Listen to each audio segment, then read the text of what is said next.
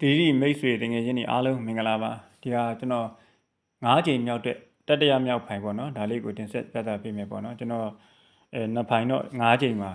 ပထမဖိုင်ဒုတိယဖိုင်တင်ထားပြီးပြီပေါ့နော်ပထမဖိုင်က890လောက်မိတင်ထားပြီးရနော်စီနီယာကနန်းလေးဒုတိယဖိုင်ကတင်ထားပြီးတယ်ဗျ811ပတ်လဲပေါ့နော်811ပေါ့811လို့တော့ပို့ပြီးတော့ကျွန်တော်ကြိုက်တယ်ပေါ့နော်ဒါပေမဲ့အခုဖြစ်တဲ့အတွက်ကြောင့်တော့3ခွက်တော့ကစားပေါ့နော်ဒါကတတိယဖိုင်မှာပေါ့နော်ကျွန်တော်တို့ကဏ္ဍအယူဆလေးတွေပေါ့နော်ဒါမှအပေါ်မှာကျိုးတင်ကြောင်းတင်ရှိနေတဲ့ကဏ္ဍလေးတစ်ခုပေါ့နော်အဲ့ဒီမှာအခုဒီကဏ္ဍလေးကလည်းအပေါ်မှာကျိုးတင်ကြောင်းတင်ရှိနေပြီးကမှအောက်မှာဘာတွေဆက်လုပ်မှာလဲဆိုတဲ့ဟာလေးကိုကျွန်တော်တို့ကလေ့လာသုံးသပ်ကြည့်တော့မှာပေါ့နော်အဲ့ဒီမှာသူကြနေတဲ့ပုံစံလေးကကျွန်တော်တို့ချဲလိုက်ပြီးတော့လေ့လာတဲ့အခါမှာတော့သူဒါလေးတွေလုပ်ခဲ့ပြီးရင်ဘယ်နေရာလောက်မှာဘာတွေလုပ်ခဲ့တယ်ပေါ့နော်ဥပမာမွေးကဏ္ဍလိုကဏ္ဍမျိုးလေးတွေရှိတယ်ဟိုဟာလိုဘယ်လိုပေါ့ကိုရီလိုက်ထားပြီးကမှမိနေမှလာပြီးတော့ကြားတဲ့ line မျိုးလေးတွေရှိတယ်ပေါ့နော်တချို့ကဇက်တိုက်အလုပ်လုပ်ပြီးမှတချို့က2ကြိမ်လောက်အလုပ်လုပ်ပြီးရပ်သွားတယ်နောက်ပြီးမှကိုမိလောက်မှလာပြီးပြန်အလုပ်လုပ်တဲ့ line လေးတွေရှိတယ်ပေါ့နော် line ဟောင်းလေးရှာရင်သာတွေ့လို့ဒီ file လေးကိုကျွန်တော်အများအားကြည့်ရှုတဲ့မိတ်ဆွေများအတွက်ကိုကျွန်တော်ဖတ်တာပေးလိုက်မယ်အရင်နှစ်ကတော့အဲ့ဒီကဏ္ဍလေးကိုကျွန်တော်တို့မိကဏ္ဍဖြင့် like ထိုးခဲ့ကြတယ်ပေါ့နော်အဲ့ဒီကဏ္ဍလေးတစ်ခုကိုပြပေးမယ်မနှစ်ကလည်း866ဆိုတော့ကဏ္ဍတစ်ခုကိုကျွန်တော်တို့866မဟုတ်ပါဘူးဘူကြီးပရိတ်ကိုကျွန်တော်လိုက်ပြီးတော့ထိုးခဲ့ကြတယ်မထွက်လာခဲ့ဘူးပေါ့နော်ဒီနှစ်မှာလည်းမနှစ်တုန်းကလိုက်ထိုးထားတဲ့ကဏ္ဍလေးတစ်ခုရှိတယ်အဲ့ဒီကဏ္ဍလေးတစ်ခုကိုလေ့လာပြီးတော့ကျွန်တော်ပြပေးမယ်ပေါ့နော်အဲ့ဒီမှာသူဘယ်လိုကြနေတာလုံးဆိုတာလေးကိုအရင်ဆုံးစပြီးတော့ပြသပေးတော့မယ်ပေါ့ဗျာနော်ကဲအားလုံးမိတ်ဆွေများအားလုံးအကောင့်တစ်ကလေးဖြစ်တဲ့အတွက်ကြောင့် subscribe လေးတွေနှိပ်ပြီးတော့အားပေးထားနိုင်တယ်ပေါ့ဗျာနော်ဒါမှလည်းရှာဖွေရတာကျွန်တော်တို့လည်းအခုအားပေးတဲ့မိတ်ဆွေများရှိတယ်ပေါ့နော်ရှာဖွေပြသတာလည်းအားရှိတယ်အခုဆိုဖိုင်လေး2ဖိုင်တင်ပေးလိုက်တာကြည့်ရှုတဲ့မိတ်ဆွေတွေများလည်းရှိတယ်ပြန်ပြီးတော့ share ပေးတဲ့မိတ်ဆွေများလည်းရှိတယ်ကဲအားလုံးမင်္ဂလာပါစပါရခင်ဗျာကဲဒါစကားလေးပြောချင်းဆိုတာကအကျိုးတင်ကြောင်းတင်လေးတည်အောင်ပြောပြခြင်းဖြစ်ပါတယ်ပေါ့နော်ကဲစပါခင်ဗျာအားလုံးမင်္ဂလာပါရွှေအောင်နှစ် channel မှာပြန်လည်ကြိုဆိုလိုက်ပါတယ်မေအောင်မိတ်တွေအားလုံးနှစ်ဖြစ်တယ်ကျွန်တော်တို့တကူလာနှစ်မှာချဲပေါက်ကြပါစေလို့ကျွန်တော်ကစုမကောင်တောင်းပေးပါတယ်ကဲလာပြီဗျစပြီဒီ line လေးတစ်ခုကိုစပြီးတော့ကျွန်တော်တို့လေ့လာကြည့်အောင်ပေါ့နော်သူကြနေတဲ့ဟာလေးကိုဘယ်လိုကြနေတော့ဆိုရင်ကျွန်တော်တို့ဒီ line တစ်ခုကအရင်ဆုံးစပြီးလေ့လာကြည့်အောင်ခွန်ရ8က8ခါရဒီပရိရပေါင်းချင်းဒီကျွန်တော်တို့က8ဆိုတော့ကဏ္ဍတစ်ခုကိုရတယ်ပေါ့နော်ဒီမှာ break 1နဲ့6နဲ့ပေါင်းချင်းဒီခွန်ဆိုတော့ကဏ္ဍတစ်ခုကိုရတယ်8ပြီးတော့ခွန်ပေါ့နော်8ခွန်နောက်တစ်ခါဒီ6လို့ဖြစ်သလား3ညာခါနဲ့အဲ့ဒီ break နဲ့ဒီ8ခွန်6လို့ဖြစ်လာတယ်ဒီမှာ9လို့ဖြစ်သလားပေါ့နော်9ခါနဲ့ break 6နဲ့ဆို9လို့ဖြစ်တယ်ပေါ့နော်8ခွန်6 9ပေါ့နော်စီနီယာ8ခွန်6 9ဒီမှာ4လို့မဖြစ်ထားဘူးနော်8ခွန်6 9 4ကကစားထားတယ်ပေါ့နော်အဲ့ဒီ line လေးကိုကျွန်တော်စိတ်ဝင်စားပြသပေးမယ်အဲ့ဒီ8ခွန်6 9 8ခွန်6 9ဆိုတဲ့ line လေးပေါ့နော်အဲ့8ခွန်6 5ကို9 6ခွန်8ဆိုပြီးကျွန်တော်တို့ပြန်ပြီးတော့တွားရအောင်ပေါ့နော်တပင်ကျော်ဟုတ်ပြီကဲစပြီပေါ့နော်ချက်ကြည့်အောင်ကျွန်တော်တို့ဒီမှာထိပ်စီးလေးတစ်လုံးကိုစပြီးတော့လေ့လာကြည့်ရအောင်ဒီမှာဒီရှည်တွဲလေးဒီရှည်တွဲနဲ့ဒီထိပ်နဲ့ပေါင်းချင်းဒီ9ဆိုတော့ကဏ္ဍတစ်ခုကိုလာဖြစ်ထားတယ်ပေါ့နော်9ပြီးတော့ဒီမှာကျွန်တော်တို့အဲ့ဒီရှည်တွဲလေးနဲ့ဒီရှည်တွဲလေးနဲ့အဲ့ဒီထိပ်နဲ့ပေါင်းချင်းဒီ6ဆိုတော့ကဏ္ဍတစ်ခုဖြစ်ထားတယ်9 6နောက်တစ်ခါခွန်လို့ဖြစ်သလားတစ်ချက်ကြည့်အောင်6 9တွဲလေးနဲ့ဒီထိပ်လေးနဲ့ပေါင်းချင်းဒီအဲ့တော့9 6ခွန်အခုကျွန်တော်တို့က8လို့သွားချင်တာ9 6ခွန်ဒီမှာ8လို့ဖြစ်ဖို့ဆိုလို့ရှိရင်ကျွန်တော်တို့ဒီမှာကျွန်တော်တစ်ထိပ်စီဆိုတာလေးကိုထည့်ပြီးတော့ပြပေးမယ်ပေါ့နော်9 6ခွန်8အဲ့အပေါ်က8ခွန်6 5ကိုပြောင်းပြန်လှန်လိုက်တာပေါ့နော်9 6ခွန်8ဆိုပြီးတော့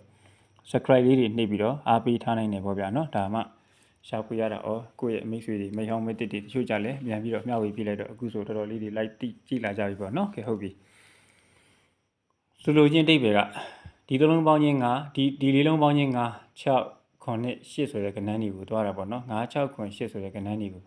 ဒီသုံးလုံးပေါင်းချင်း9ဒီသုံးလုံးပေါင်းချင်း6ဒီသုံးလုံးပေါင်းချင်းခွန်အဲ့ဒီသုံးလုံးပေါင်းချင်း8ဆိုရင်တစ်ထိပ်စီးဆိုတာကိုအဲ့ဒီလိုပေါ့လေညွှန်ထားပြီးတော့ပေါ့နော်တစ်ထိပ်ကျွန်တော်တို့ဒီကျန်တဲ့4ချိန်မှာပေါ့နော်ဒါဒီ line လေးပြရင်တော့ကျွန်တော်ပြောလိုက်မယ်ကျန်တဲ့4ချိန်မှာ3.14ကဏ္ဍ3လုံးအညိကစားစီခြင်းနဲ့ပေါ့နော်အဲ့ဒီထွက်မဲ့ဒီ4ချိန်အတွင်းမှာပေါ့နော်3.14ဆိုတော့ကဏ္ဍတစ်ခုကိုကဏ္ဍပေါ့နော်နှလုံးကြီးလို့လည်းရတယ်ပေါ့နော်3.14ဆိုတော့ကဏ္ဍလေးကိုအညိကစားစီခြင်းနဲ့ပေါ့နော်အဲ့ဒီအခုထိုးမဲ့ကဏ္ဍနည်းထဲမှာပေါ့နော်ကဲအဲ့ဒါလေးတော့ကျွန်တော် ပြောပြလိုက်တယ်ပေါ့နော်ဟုတ်ပြီအဲ့ဒီမှာအဲ့လိုလေးကြပြီးတော့သူကဘာတွေအလုပ်လုပ်ထားတာလဲလို့ဆိုလို့ရှိရင်ကျွန်တော်တို့ကဒီနေရာမှာရှေ့ခွန်ချောင်းငါလို့တွားပြီးတော့နောက်တစ်ခုအနေနဲ့ကျွန်တော်တို့ကဒီမှာကဏ္ဍတစ်ခုကိုတီးတီးလေးနဲ့ပြမှရမယ်ခင်ဗျာရတယ်ကဲချက်လေးလာကြည့်အောင်ပေါ့နော်ရှေ့ခွန်ချောင်းငါလို့တွားပြီးတော့ဒီမှာ6ရှစ်ခွန်ချောင်းကားလို့တွားပြီးခါတစ်လုံးကိုကျွန်တော်ထည့်ပြပေးမယ်ပေါ့နော်ဒီမှာတစ်ချက်ကြည့်အောင်ဒီနှစ်ကယ်4ရယ်ဒီဘက်က3ညရယ်ဆို6ဆိုတော့ကဏ္ဍတစ်ခုကိုရတယ်ဒီမှာခွန်ဆိုတော့ကဏ္ဍတစ်ခုကိုရတယ်6ခွန်နော်6ပြီးတော့ခွန်လို့တွားထားတယ်6ခွန်နောက်တစ်ခါဒီ8လို့ဖြစ်သလားတစ်ချက်ကြည့်အောင်ဒီမှာခွန်ရယ်နှစ်ကယ်အပေါ်ကကိုခါလေးရယ်ပေါ့နော်အဲ့ရှစ်ဆိုတော့ကဏ္ဍတစ်ခုကိုရတယ်ပေါ့နော်ရှစ်ဆိုတော့ကဏ္ဍတစ်ခုကိုရတယ်6ခွန်8အခုကျွန်တော်တို့က9လို့တွားချင်တာ6ခွန်8 9လို့ဒီနေရာမှာအဲ့လိုတွားချင်တာပေါ့နော်6ခွန်8 9အဲ့လို9လို့တွားမယ်ရေးကို6ခါရှိတယ်6ခါရှိတယ်ဆိုတော့ကျွန်တော်တို့ကဒီနေရာမှာခွန်ခါဆိုတာကိုထည့်ပြီးတော့အသုံးပြုမယ်ပေါ့နော်ခွန်ခါဆိုတာ1ခွန်အတွဲရပြီပေါ့နော်1ခွန်အတွဲရပြီ1ခွန်အတွဲရပြီဆိုတော့ဘယ်လိုကဏ္ဍမျိုးဖြစ်မလဲပေါ့နော်1ခွန်အတွဲလိုက်ရပြီနော်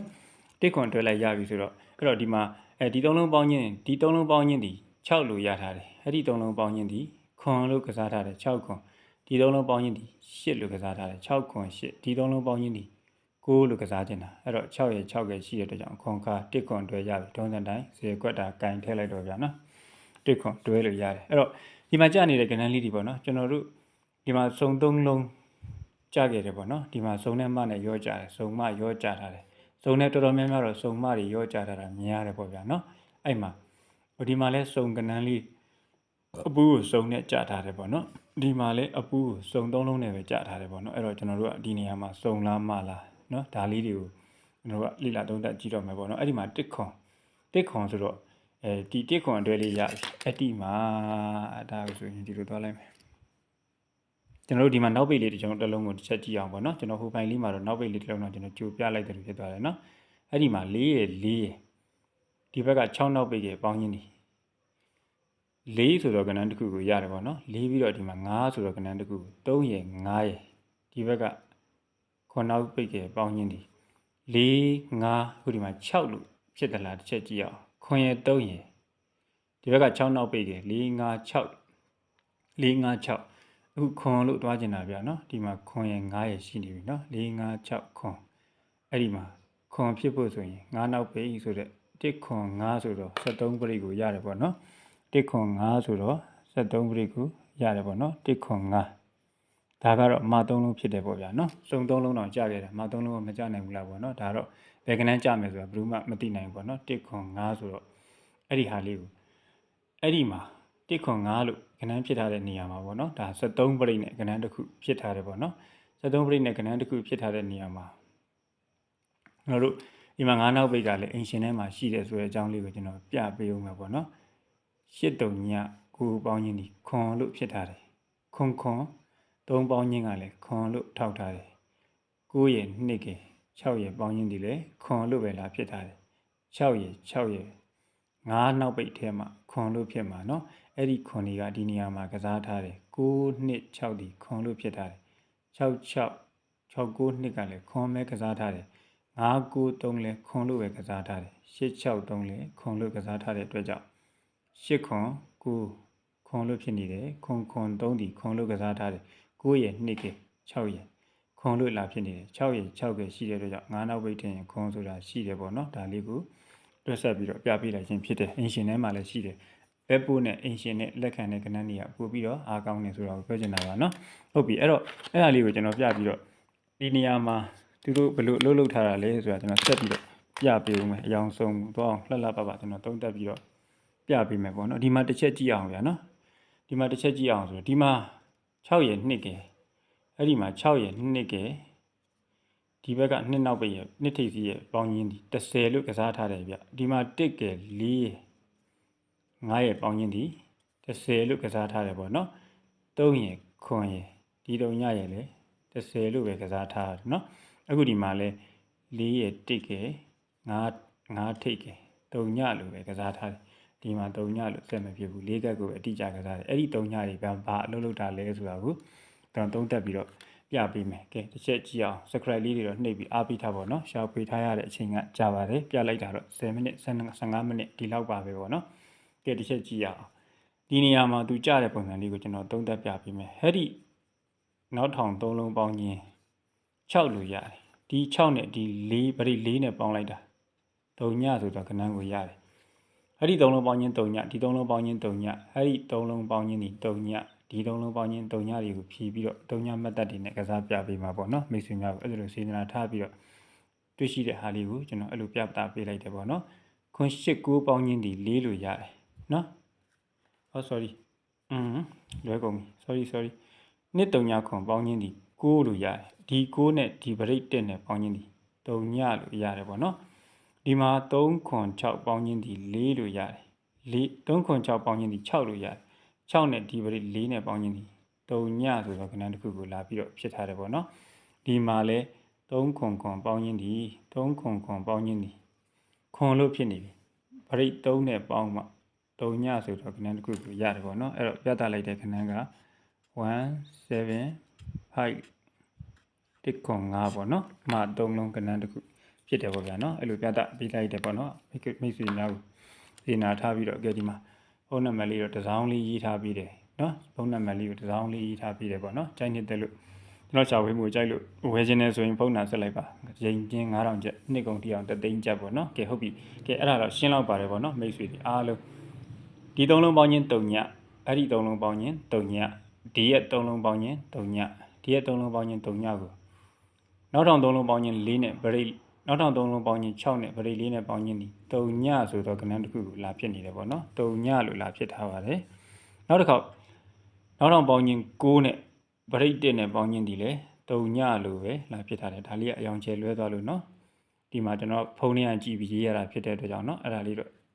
မြေတားရက်ခံနေပါနော်ဘာလို့ကျွန်တော်အယောင်ကျဲတာလွဲသွားလို့နော်ဒီမှာဒီတိုင်းပဲပေါ့နော်ဒီ3လုံးပေါင်းခြင်းဒီ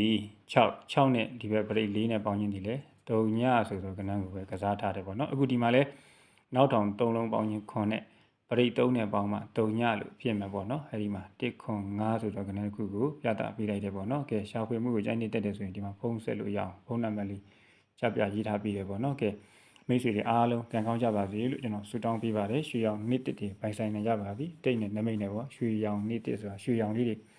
ရွှေဆိုတာလူတိုင်းနှစ်သက်တဲ့ဟောပေါ့ဗျာနော်ရွှေရောင်နှစ်တစ်လေးတွေကြိုက်တဲ့လူများကြည့်ပါမကြိုက်တဲ့လူများကြော်သားနိုင်တယ်ပေါ့နော်တယောက်အကြိုက်တစ်မျိုးစီဖြစ်သည့်အတွက်ကြောင့်ပေါ့တွေ့တာမြင်တာလေးကိုမိတ်ဆွေများကိုပြန်လဲမျှဝေပေးခြင်းဖြစ်တယ်ကဲအားလုံးမိတ်ဆွေများအားလုံးကြံမှာချဲပေါက်ကြပါစေလို့ကြံချဲပေါက်ရင် DJ တွေနဲ့ကဲကြတာပေါ့နော်အားလုံးခွက်လက်ပါခင်ဗျာကံကောင်းခြင်းတွေနဲ့ပြည့်စုံနိုင်ကြပါစေလို့ဆုတောင်းပေးလိုက်ပါတယ်ခွက်လက်ပါခင်ဗျာ